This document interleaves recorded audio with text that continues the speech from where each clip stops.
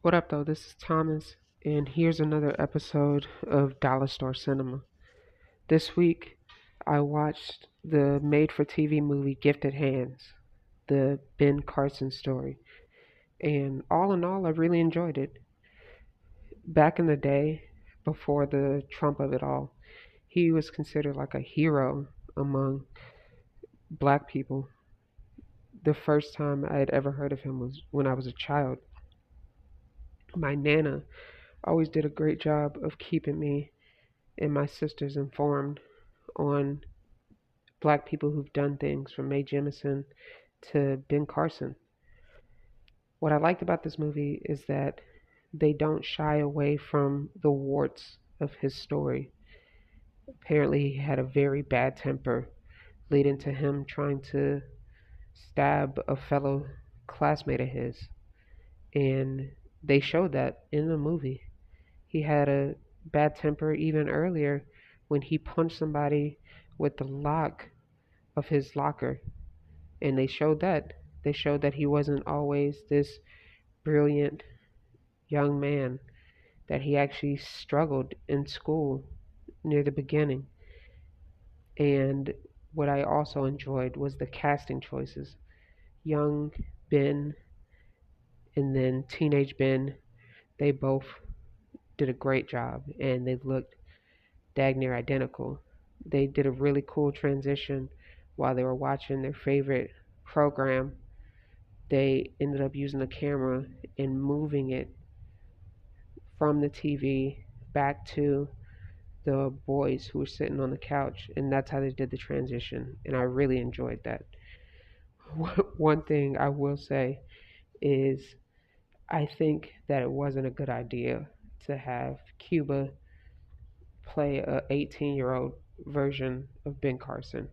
I looked it up, and at the time he was 40, and playing a 18-year-old, you just it's not possible. Black don't crack, that's true, but you could definitely tell he was not a young adult with his furrowed brow.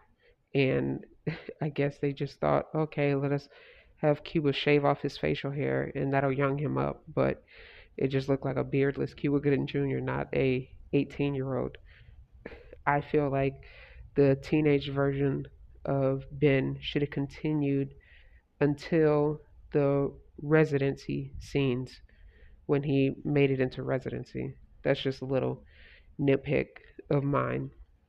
But the performances were really, really good. I know that it was a made for TV movie, but um, they brought it.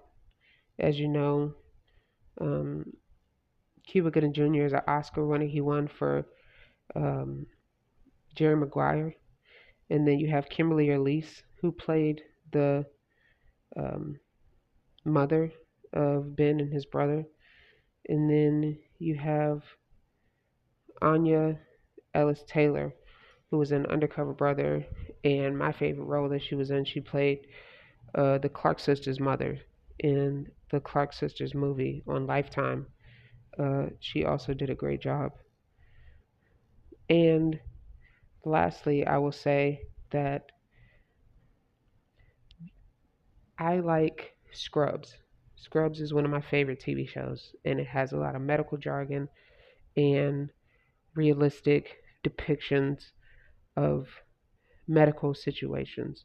And with Ben Carson, he is known for the ability to sort of almost like Doctor Strange do things other doctors can't do. That's why it's called Gifted Hands. And they showed his genius where other people couldn't see it, he could. And I think that they did a really good job because the climax of the film was whether he would be able to complete a surgery that required a separation of Siamese twins, and they were babies. And every other time somebody tried to do it, one of the babies died. And so he's basically tasked with the lives of these young babies. And the way they shot it, and them having like the time clock winding down because they're running against a clock before brain damage occurs, essentially. They did a phenomenal job of basically putting you in the action and showing the skill that it takes to complete one of these surgeries.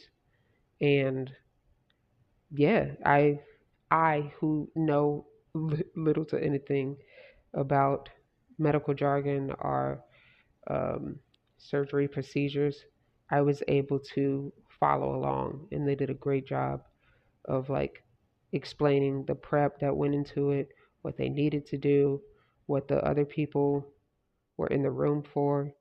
And so, all in all, I would say check out this movie.